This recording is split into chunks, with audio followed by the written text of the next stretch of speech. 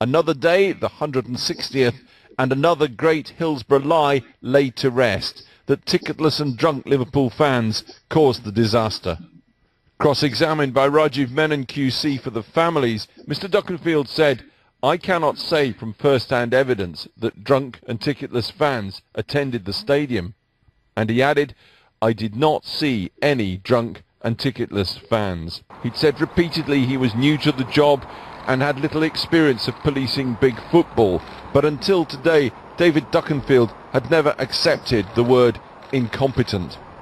There was a long and increasingly testy exchange between the QC and David Duckenfield.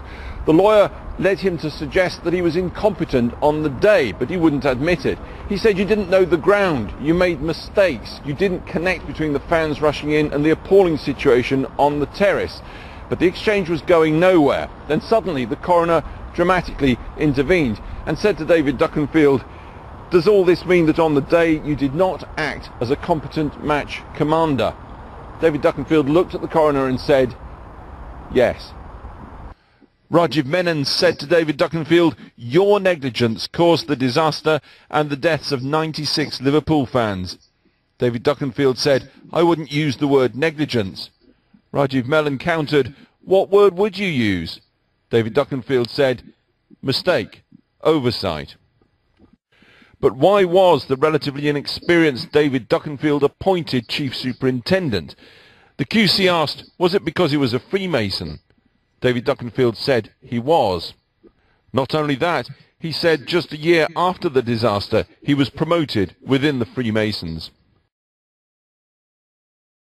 But why was the relatively inexperienced David Duckenfield appointed Chief Superintendent? The QC asked, was it because he was a Freemason? David Duckenfield said he was.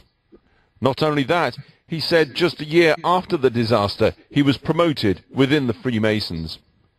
Rajiv Menon QC put it to Mr. Duckenfield that his memory was highly selective. When he was trying to defend himself, he seemed to be remembering things very clearly, but when the territory was more difficult, he couldn't remember anything. "That's because I suffer from PTSD, said Mr. Duckenfield.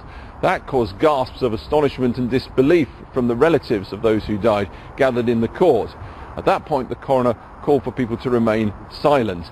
Mr. Duckenfield said, "I've nothing to cover up. I've put my hands up." Rajiv Menon said that cover-up all began with the events at the Leppings Lane End turnstiles. He said that afternoon David Duckenfield had lied to Graham Kelly, the chief executive of the FA, saying the fans had forced the gates open, causing the disaster.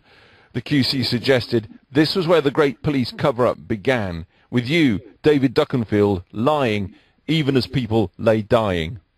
Rajiv Menon said, "The reason your lie, I suggest, is hugely significant is that it marked the start of the police cover-up."